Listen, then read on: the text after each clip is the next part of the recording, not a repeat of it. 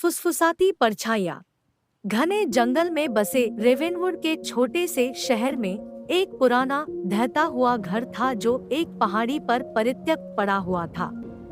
स्थानीय लोग दबे स्वर में इसके बारे में बात करते थे, मानो इसकी दीवारों के भीतर रहने वाली आत्माओं को जगाने से डरते हों। उन्होंने इसे फुसफुसाहट का घर कहा। किंवदंती है कि यह घर शापित था, जो कभी वहां रहने वाली पीड़ित आत्माओं की भूतिया फुसफुसाहटों से त्रस्त था। एक तूफानी रात एथन और ओलिविया नाम के एक युवा जोड़े ने जिज्ञासा और रोमांच की प्यास से प्रेरित होकर घर का पता लगाने का फैसला किया। जैसे ही उन्होंने अंदर कदम रखा, एक अशांत शांति उनके ऊपर दम घुटने वाले कंबल की तरह छा गई। हवा बर्फीली हो गई और जोड़े के कदमों की आवाज खाली कमरों में डरावनी गूंज रही थी। उनसे अनभिज्ञ घर में उनके मन में बंद गहरे डर को जगाने का एक तरीका था। जैसे ही वे घर में गहराई तक गए, दीवारों पर परछाइयां नाचने जीवित प्रतीत हो रही थी। फुसफुसाहट, जो पहले धीमी थी, तेज हो गई। उनके कानों में ऐसे ठंडे शब्द भरने लगे जिन्हें वे ठीक से समझ नहीं पा रहे थे। एक समय स्वागत करने वाले कमरे अब अनिश्चितता की भूल भुलैया बन गए हैं, जिनके दरवाजे कहीं नहीं जाते और गलियारे मुड़ मुड़ जाते हैं। जैसे जैसे फुसफुसाहटें लगातार उनका पीछा कर रही थी, जोड़े का विवेक कम होने लगा। वे भयानक स्वरों में अपना नाम सुनते थे, जैसे कि घर ही उनके गहरे रहस्यों और गहरे डर को जानता हो।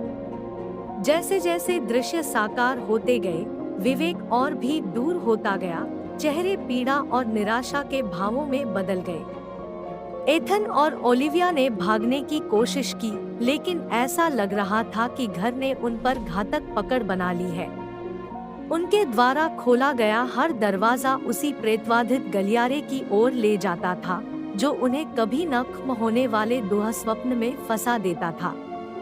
उनकी एकमात्र आशा प्रेतवाधित स्रोत का सामना करना और पीड़ा को समाप्त करना था। उन्हें एक छिपा हुआ कमरा मिला, जिसकी दीवारें परेशान करने वाले चित्रों और जर्नल प्रविष्टियों से सजी थी, जो घर के काले इतिहास की ओर इशारा करती थी। दंपति को पता चला कि घर का उपयोग किसी समय गुप्त अनुष्ठानों के लिए किया जाता था, जिससे इसकी गहराई में रहने वाली दुष्ट आत्माओं का आह्वान होता था। कांपते हाथों से उन्होंने अपना साहस जुटाया और घर में घूम रही आत्माओं को भगाने की उम्मीद में अपना स्वयं का एक अनुष्ठान किया। लेकिन उनके हताश प्रयास ने बेचैन आत्माओं को और अधिक क्रोधित कर दिया और घर को अलौकिक गतिविधि के उन्माद में डाल दिया। एक अंतिम भयानक टकराव में एथन और ओलिविया को अपने दुःस्वप्न अवतार का सामना करना पड़ा, एक प्रतिशोधी भावना जिसने उनके डर को पोषित किया। वे अपने जीवन के लिए लड़े। उनका दिमाग पागलपन के कगार पर लड़खड़ा रहा था, क्योंकि वे हाउस ऑफ विस्परर्स से मुक्त होने का रास्ता तलाश रहे थे। अपने पास बची हर ताकत के साथ वे आत्माओं को सील करने और घर के चंगुल से भागने में कामयाब रहे। जैसे ही वे तूफानी रात में लड़खड़ाते हुए बाहर निकले, हाँफते हुए, उन्होंने देखा कि घर ढह गया है और अपने आप में ढह गया है।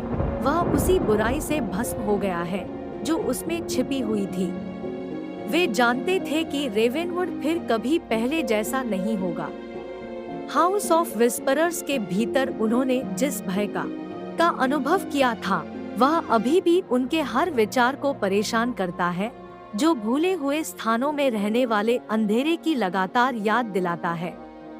और इसलिए वे उस भयावहता का बोझ अपने साथ ले गए। उन दुष्ट आत्माओं के साथ उनकी मुठभेड़ ने उन्हें हमेशा के लिए बदल दिया, जो उस घर को अपना घर कहती थी। मुसीबतों से भागना नई मुसीबतों को निमंत्रण देने के समान है।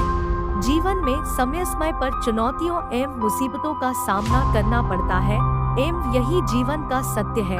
एक शांत समुद्र में नाविक कभी भी कुशल नहीं बन पाता। अगर आप समय पर अपनी गलतियों को स्वीकार नहीं करते हैं, तो आप एक और गलती कर बैठते हैं। आप अपनी गलतियों से तभी सीख सकते हैं जब आप अपनी गलतियों को स्वीकार करते हैं।